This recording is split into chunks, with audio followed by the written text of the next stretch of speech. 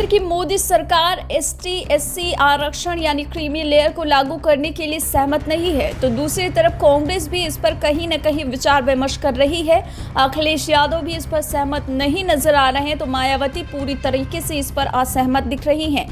तो दूसरी तरफ बिहार के एक बड़े नेता ने कुछ ऐसा बयान दे दिया है जिससे कहीं न कहीं बड़े आंदोलन की बू भी आ रही है। आपको बता दें, बिहार में उत्तर प्रदेश में एनडीए के सहयोगी निषाद पार्टी के अध्यक्ष और मंत्री डॉक्टर संजय निषाद आरक्षण पर सुप्रीम कोर्ट के निर्णय से सहमत नजर आ रहे हैं। उन्होंने साफ कहा है कि एससी एसटी कोटे में क्रीमी लेयर होनी ही चाहिए।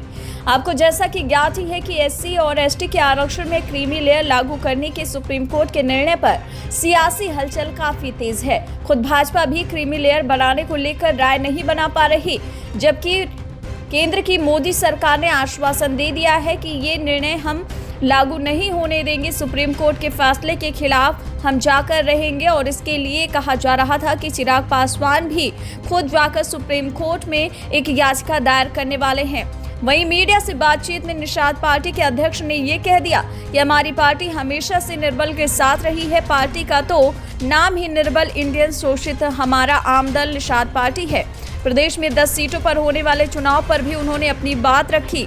हमारे उम्मीदवार भी रहेंगे, हमारा सिंबल भी रहेगा, लेकिन वो उम्मीदवार ऐसा होगा जो लोकल होगा, कार्यकर्ता होगा, या भारतीय जनता पार्टी निषाद पार्टी की और जनता का और वहाँ के लोकल लोगों का पसंद सिंबल रूप से 2 सीटों पे। दोनों सीट पहले भी लड़े थे, एक पर हमने जीता था भोजनभरी थाली से, आज सांसद हैं भदोही से, दूसरे पर बहुत कम वोट। लेकिन देखा जाए जिस तरीके से एनडीए की सहयोगी पार्टी निषाद पार्टी के अध्यक्ष संजय निषाद आरक्षण पर सुप्रीम कोर्ट के फैसले से सहमत हैं, दूसरी तरफ अगर इसी कड़ी में देखें तो जीतन राम मांझी भी सुप्रीम कोर्ट के फैसले से सहमत ही नजर आ रहे हैं। लेकिन जब बात चिराग पासवान की आती है तो वो इस फैसले से बिल्कुल भी असहमत दिखते हैं।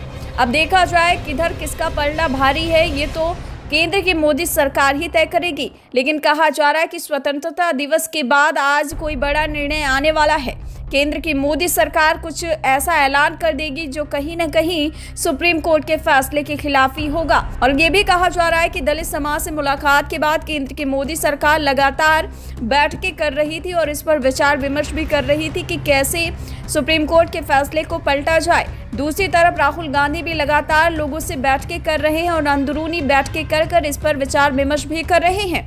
अब देखना ये होगा कि कौन सबसे पहले बाजी मारता है, केंद्र की मोदी सरकार या फिर राहुल गांधी, और कौन सुप्रीम कोर्ट के फैसले को पलटता है।